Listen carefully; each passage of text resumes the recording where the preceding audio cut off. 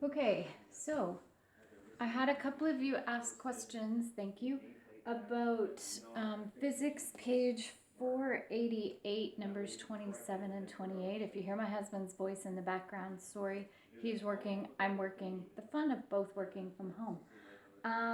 Anyway, 27 and 28, I'm going to go through those with you. If you see me looking off to the side, it's because I've got my binder here and I'm cheating and looking at numbers instead of having to do all the calculations. So sorry if I'm looking off a little bit. So the number 27 says the block in the diagram has a mass of 0.145, so 145 grams, so 0.145 kilograms, so that's what I have up there.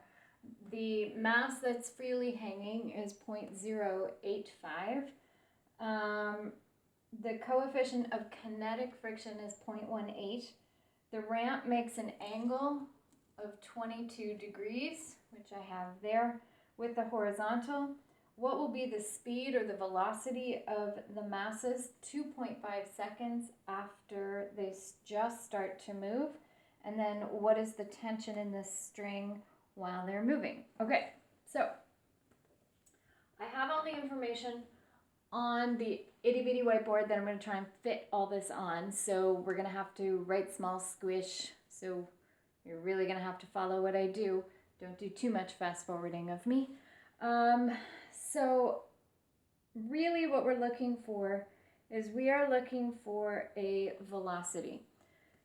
In the end, what we're going to end up doing is we're going to end up doing in the very end, I'll put it down here in this corner because that's probably where I'm going to end up, that acceleration is velocity over time.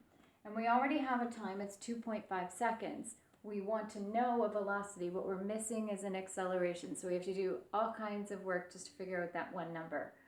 So we need an acceleration. So we need to set up a formula. We need to set up the problem here.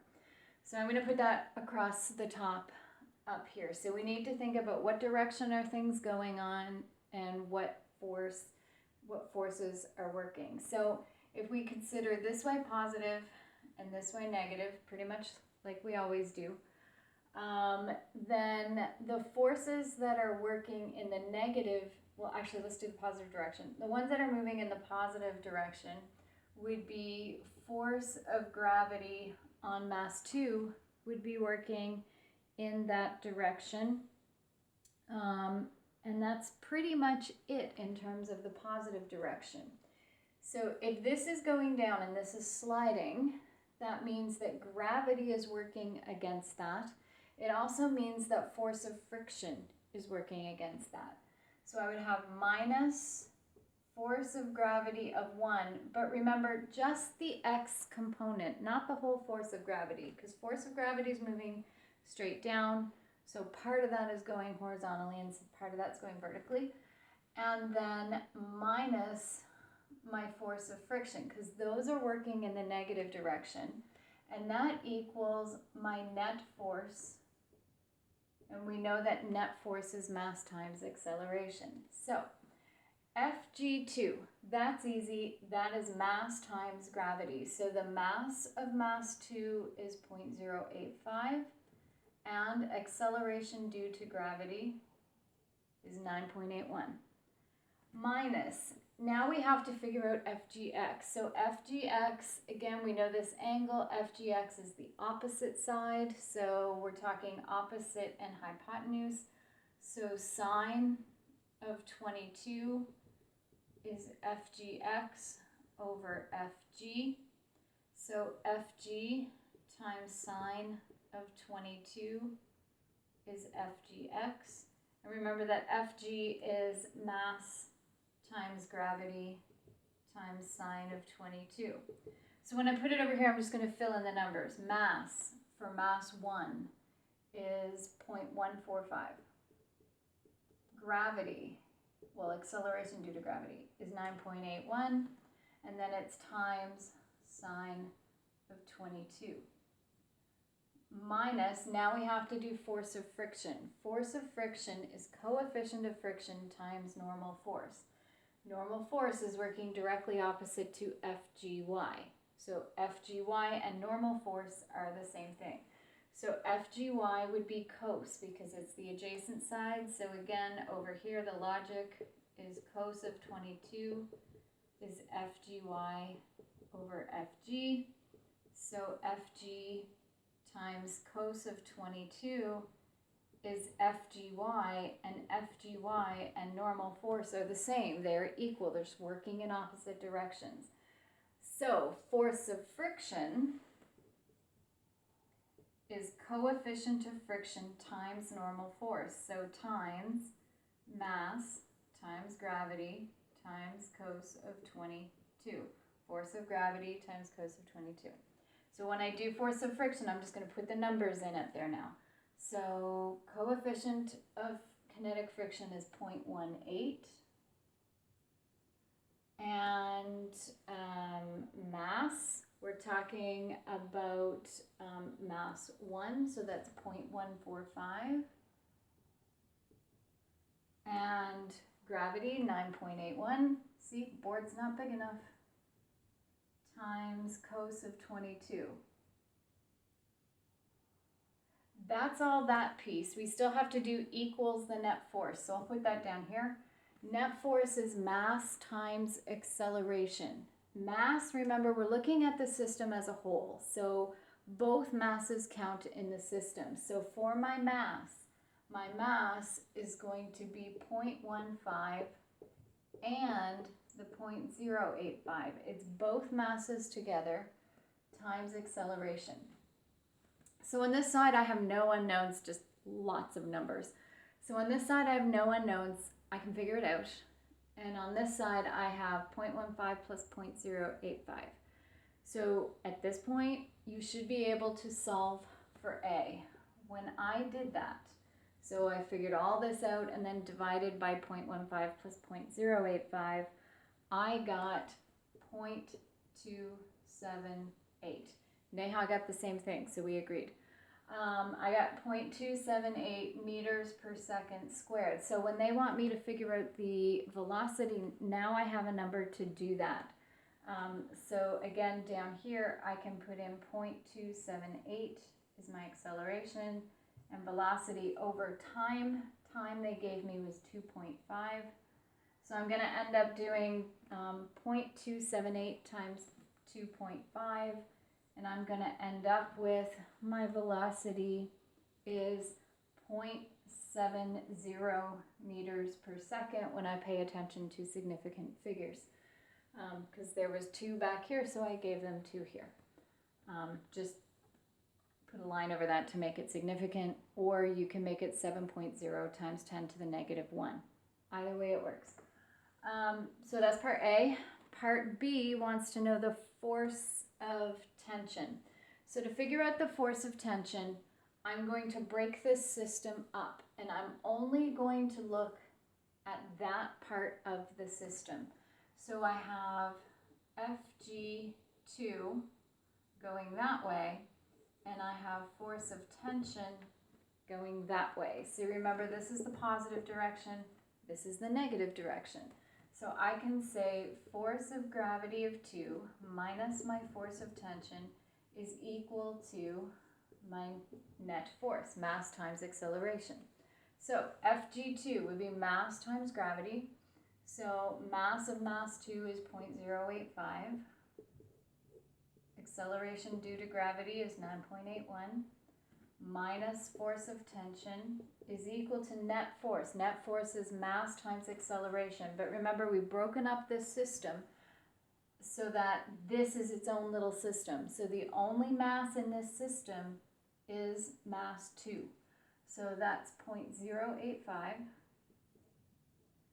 times acceleration. And we figured out acceleration back up here, so that's 0.278. So when I move this over here, I'm going to have to subtract it. So I'm going to end up with force of tension. Well, I'm going to end up with negative force of tension, but you can just switch the signs around. Force of tension is going to equal 0.81 newtons. So force of tension would equal negative 0.81 newtons. And it's negative because we already determined that anything going in that direction was negative, and tension is going in that direction, so it makes sense that we got a negative answer as our force of tension. So that lovely mess is number 27. So we just have to do number 28. 28, I'll admit it, worse probably. 28, you had to assume some things that maybe you didn't know you needed to assume. So let's look at number 28 and see what it says. So just let me pick up the book. 28 says you've got a block and mass 1 is 725 grams. So mass 1, 0.725. And the hanging object is 595 grams. So 0.595. So if you have, I'll try and do a small diagram so that I have space for work. If you have that your mass 2 is smaller than your mass 1, if this is not heavy enough, it's not going to move this mass that's sitting on an inclined plane. That's their point in this question. And they say there's a coefficient of static friction that is 0.47, and there's a coefficient of kinetic friction that is 0.12. Remember, coefficient of kinetic friction is always smaller than static. And the angle that this inclined plane is on is 34 degrees. So the question is, what applied force would you have to put on that first mass? How much would you have to push it to make it so the whole system would start to move? And then, after the objects start to move, what would be the acceleration? And then finally, what is the force of tension? So those 3 questions are what they want to know. All right, so again, I have to do some logical thinking here, unfortunately. So we're going to have force of gravity working straight down, which means FGY is going here, FGX is here, normal force would be here, force of friction would be here, FG2 would be here, and we're making this positive and this negative again. And the only other thing is they're saying, okay, in this scenario, if that's the only forces happening, this whole thing's not going to move. Those masses aren't going to move. So they're saying in order to make them move, we have to give mass 1 a little push. We have to push on it. So we would be pushing this way. So there would be an applied force that way.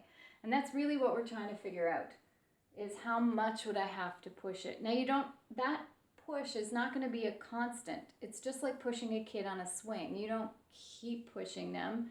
You just give them a push and that's it. Once it starts moving, it's fine. You can do that when you play cars with a little kid that you're babysitting or something. You can push the car and it will keep going. You just have to apply a force to get it going, and that's it. So that's going to be important later on. That's why I emphasize that. So we want to know what applied force would we have to do to get everything going. So we have to look again at directions. What directions are what going? And we're going to, that was a weird sentence. We're going to make up an equation here. So again, I'll put it up here. So look at what's going in the positive direction and what's going in the negative direction. So going in the positive direction will be our applied force and our force of gravity on mass 2. Those are both going in the positive direction. What's going in the negative direction would be your force of friction and the x component of your gravity on mass 1. That's going to equal your net force. So we have that equation set up. So then we have to do all the math. The math is going to be very, very similar to what we just did in the last question. So I'm going to skip over a couple of steps if that's okay. If it's not, let me know and I'll try and explain it over Google Hangouts. But again, figuring out what FGY is, figuring out what normal force is, it's exactly the same process as it was in question 27. So I'm going to go down here because I know I'm going to need all of that to write this out. So applied force is what we want to know. That's what we don't know. Plus Fg2, well, that's mass times gravity. It's mass of the second one, which is 0.595, times acceleration due to gravity, which is 9.81. Now we have to subtract our force of friction. Force of friction is coefficient of friction times normal force. Coefficient of friction, right now they're not moving. You want to get them moving. So we're going to use the static friction as our coefficient of friction, which is 0.47. So that's my coefficient of friction times my normal force. Now my normal force is going to be the same as the y component on my force of gravity. And again, by doing sine, cosine, tangent, all of those, that's the adjacent side. So for FGY, I'll put it up here. For FGY, it's going to be mass times gravity times cos of 34 degrees. That's what FGY, which is normal force, that's what it's going to be. And again, same logic as in question 27, where that comes from. So that's going to be my mass of mass 1 is going to be 0.725. Acceleration due to gravity is still 9.81. We're still on Earth. And cos of 34.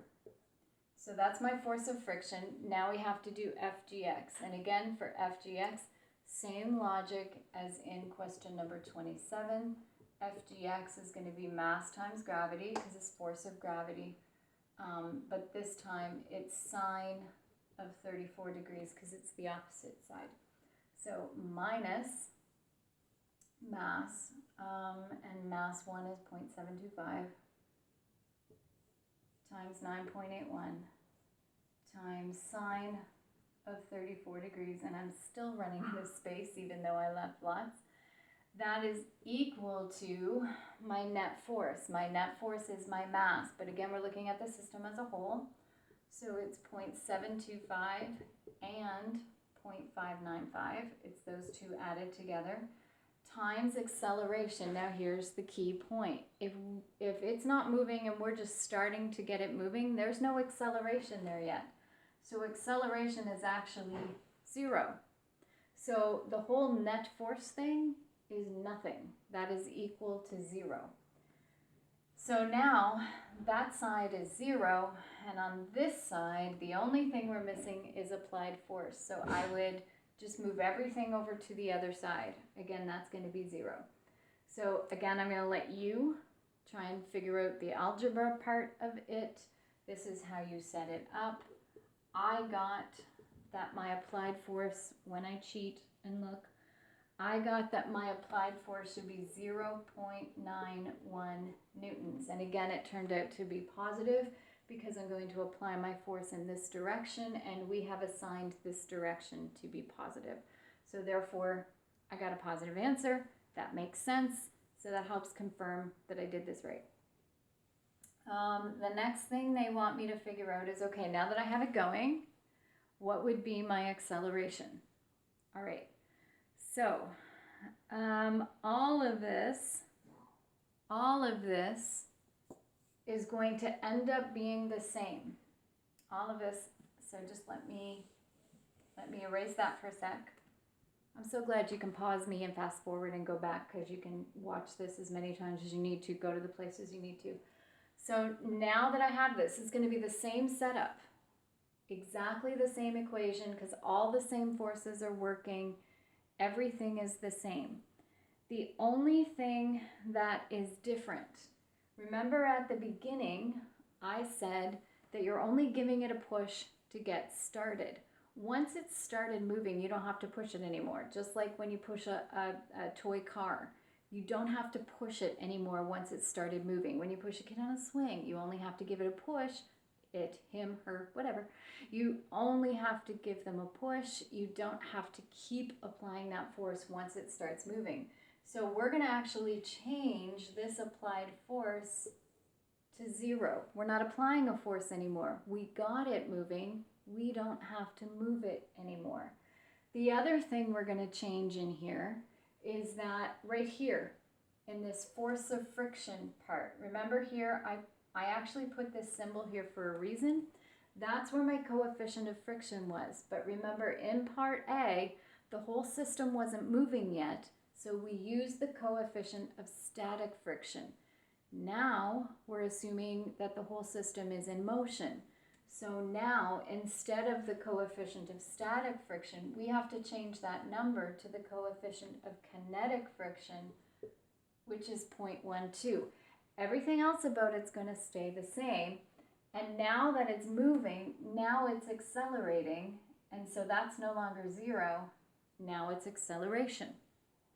And so now, again, I have everything filled out on this side. Now my unknown is right here. So I'm going to figure out all of this and divide it by 0.725 plus 0.595 to get my acceleration. Again, you do the algebra for that, but it should work out to 0.87 meters per second squared is what I got when I did it.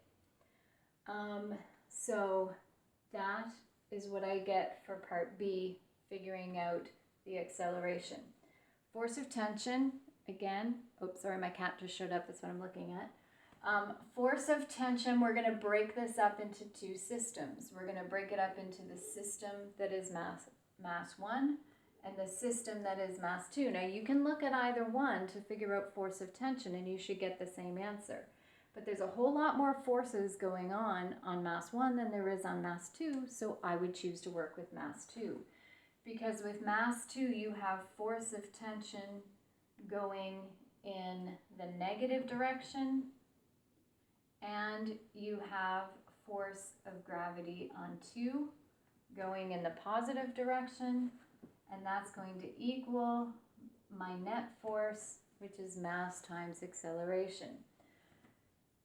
So negative force of tension plus mass force of gravity on 2. So mass of 2 is 0.595 times gravity, which is 9.81, is equal to mass. Now again, remember that we've broken up the systems into two separate systems. So when we talk about the mass, we're just talking about the mass in this system. So that's 0.595 times acceleration, which we figured out in part B was 0.87. And so now you should be able to figure out what force of tension is. Gotta flip a page.